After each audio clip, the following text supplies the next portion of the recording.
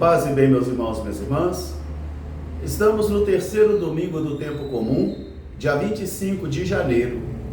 Hoje nós celebramos a festa da conversão do apóstolo São Paulo. E o nosso evangelho é retirado do livro de Mateus, capítulo 4, versículos de 12 a 23.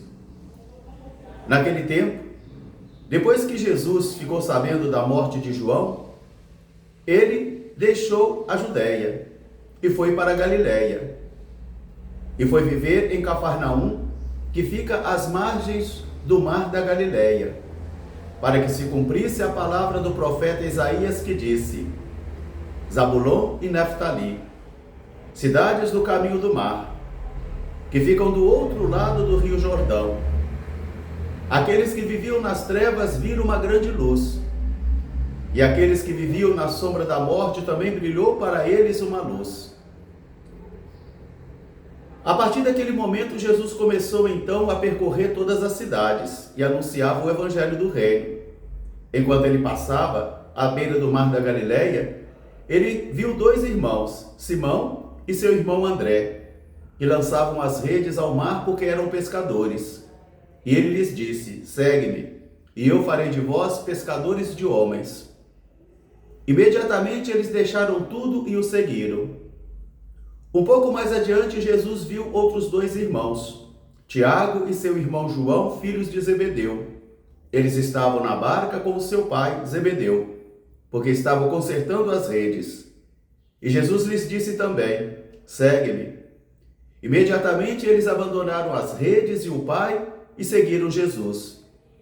E Jesus percorria todas as cidades, anunciando a boa nova do reino, curando todas as enfermidades do povo. Palavra da salvação. Meus irmãos e minhas irmãs, hoje estamos celebrando o terceiro domingo do tempo comum. E também celebramos o dia da conversão do apóstolo São Paulo. E hoje celebramos também a festa do estado de São Paulo, aqui no nosso país.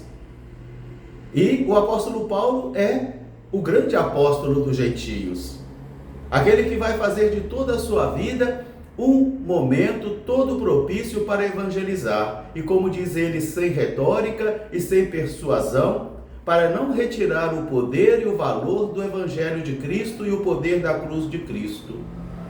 A primeira leitura de hoje do profeta Isaías, nós encontramos ele anunciando a boa nova para a terra da Galiléia, para a cidade de Zabulon e Naftali, para aqueles e aquelas que eram chamados de impuros e que viviam nas trevas. Tanto a lei judaica quanto a religião judaica, eles manchavam a honra dessas pessoas que ali viviam. Eles desprezavam essas pessoas como impuras e perdidas.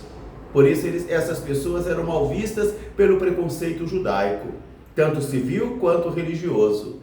E é justamente aí que vai brilhar uma luz de Deus, para aqueles que eram desprezados. É aí que Deus vai brilhar a sua luz, porque, como nos ensina Jesus, eu não vim chamar o justo, mas os pecadores. E não são os sãos que necessitam de médicos, mas os doentes. Então agora esse texto será utilizado também no evangelho de hoje, porque Jesus fica sabendo da prisão e morte de João, e ele vai deixar Nazaré e vai para a Galiléia e vai morar justamente em Cafarnaum, que fica às margens do mar da Galiléia, perto da cidade de Zabulon e Naftali, porque Jesus é que é essa luz do Pai. Jesus é um sorriso do Pai para a humanidade, ou um abraço do Pai para a humanidade, ou quem sabe o braço da misericórdia do Pai na história humana. É ali que Jesus vai iniciar então a sua missão, a sua obra pública. Ele caminhava anunciando a boa nova do reino, iluminando a todos aqueles que caminhavam nas trevas e curando todas as enfermidades. E para dar prosseguimento a esta missão, para confirmar esta missão, ele também começa a formar o grupo dos seus auxiliares. Ele cumpre a profecia do profeta Isaías, de uma luz que brilha nas trevas, de uma luz que vai brilhar na região dos mortos, porque a vida vai acontecer e tudo será renovado. Porque quando Deus põe a mão em alguém, essa pessoa nunca mais será a mesma. E quando Deus intervém na história, a história nunca mais será a mesma, pois tudo será mudado. tudo será transformado. Jesus então começa a sua vida pública. Ele começa caminhando às beiras ou às margens do mar da Galileia. E ele vai enxergar dois irmãos trabalhando, que não estavam à toa. Estavam trabalhando, Simão e seu irmão André. E ele vai dizer para eles: vem e segue-me, e eu farei de vós pescadores de homens, porque eles eram pescadores. E Jesus vai ressignificar a missão de pescador de Simão e de André. A partir desse momento já não serão mais pescadores de peixes, mas serão pescadores de homens, porque caberá a eles também a missão de testemunhar, congregar e confirmar a fé daqueles e daquelas que pertencerão ao rebanho do Senhor, formando assim a sua igreja una, santa, católica e apostólica. Jesus ressignifica a vida de Simão e de André. Jesus põe os olhos sobre Simão e André. E diz o nosso texto que imediatamente eles deixam tudo e o seguem. Um pouco mais adiante, caminhando ainda às margens do mar da Galileia, Jesus vai encontrar os outros dois irmãos, os filhos de Zebedeu, Tiago e João, que estavam com o pai na rede, consertando as redes. Novamente, dois homens que estão trabalhando, que não estão à toa. Jesus entra na vida deles, Jesus olha a vida deles, e Jesus faz aquele convite que assusta a todos: vem e segue-me. Eles abandonaram a rede, eles abandonaram o pai e seguiram a Jesus. Meus irmãos, minhas irmãs, todos aqueles que são convocados e chamados pelo Senhor, porque ninguém se inscreve, ninguém se oferece, mas é o próprio Jesus que chama quem Ele quer, quando quer e como quer. E a todos aqueles que são chamados também a deixar alguma coisa que às vezes é importante. Às vezes é importante a coisa que precisaremos deixar. Às vezes teremos que compartilhar um pouco melhor o nosso tempo. Às vezes teremos que também compartilhar tudo aquilo que somos e que temos.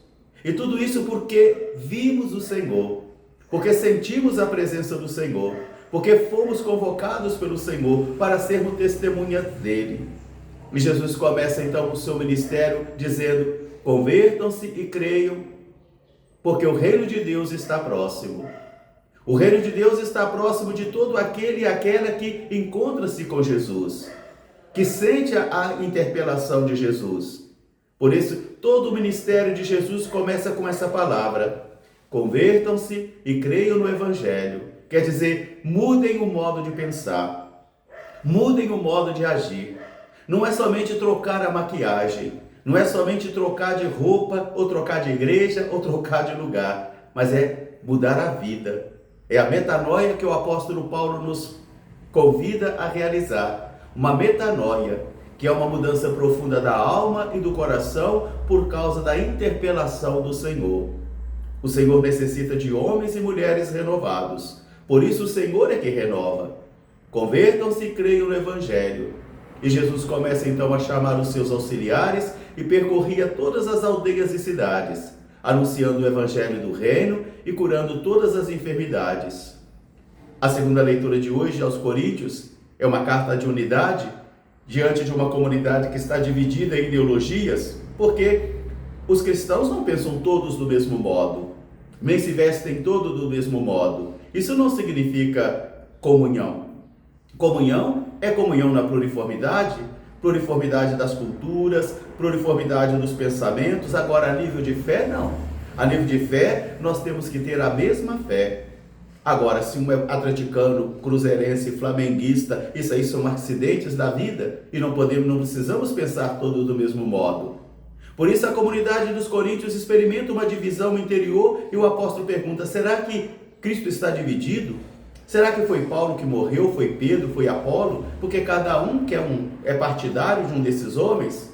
E o apóstolo chama a atenção para a unidade da igreja, manter a comunhão da igreja, manter a unidade da igreja na pluriformidade das culturas, na pluriformidade dos pensamentos. Agora, a unidade plena é aquele creio que nós professamos. Que essa palavra seja para mim e para você hoje também uma grande interpelação de mudança de coração. Um fraterno abraço, até amanhã se Deus quiser. Paz e bem.